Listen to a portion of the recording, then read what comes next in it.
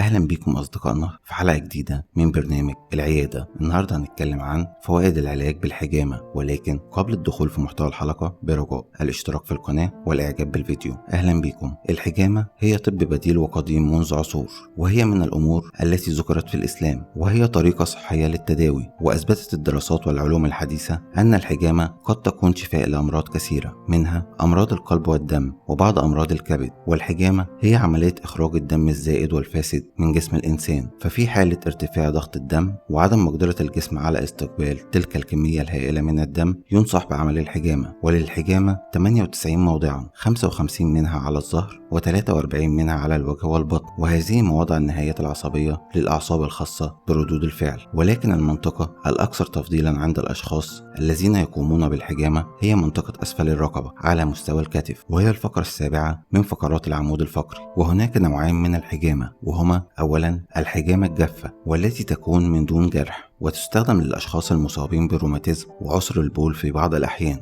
ثانيا الحجامة الدموية والتي تكون بجرح مكان الحجم وإخراج الدم من المنطقة المحجومة. والآن ننتقل إلى فوائد الحجامة. أولا تهدئة أعصاب الشخص المحتجم. ثانيا خروج كريات الدم الحمراء الفاسدة والتي هرمت في الدم. ثالثا تنظم الحجامة إفراز الغدد وتعمل على موازنة الهرمونات. رابعا خروج نسبة قليلة من كريات الدم البيضاء تقريبا 15%، والتي في حالة سحب الدم تخرج بنسبة 100%. خامسا خروج الدم المليء بالترسبات والأخلاط الضارة والسموم التي لا تخرج بطرق أخرى. سادسا تنشيط الدورة الدموية والحركة في الجسم. سابعا خروج الدم الفاسد في الجسم ويتم تعويضه بدم سليم في فترة قصيرة جدا. ثامنا تقي من الأمراض وتزيد من المناعة. وأخيرا تزيد نسبة التركيز وتزيد في الحفظ. وننتقل الآن إلى الأمراض التي تعالجها الحجامة، حيث تؤكد الجمعية البريطانية للحجامة أن الحجامة مفيدة جدا في علاج الكثير من الأمراض، منها أولا اضطرابات الدم مثل فقر الدم ومرض نصف الدم الوراثي.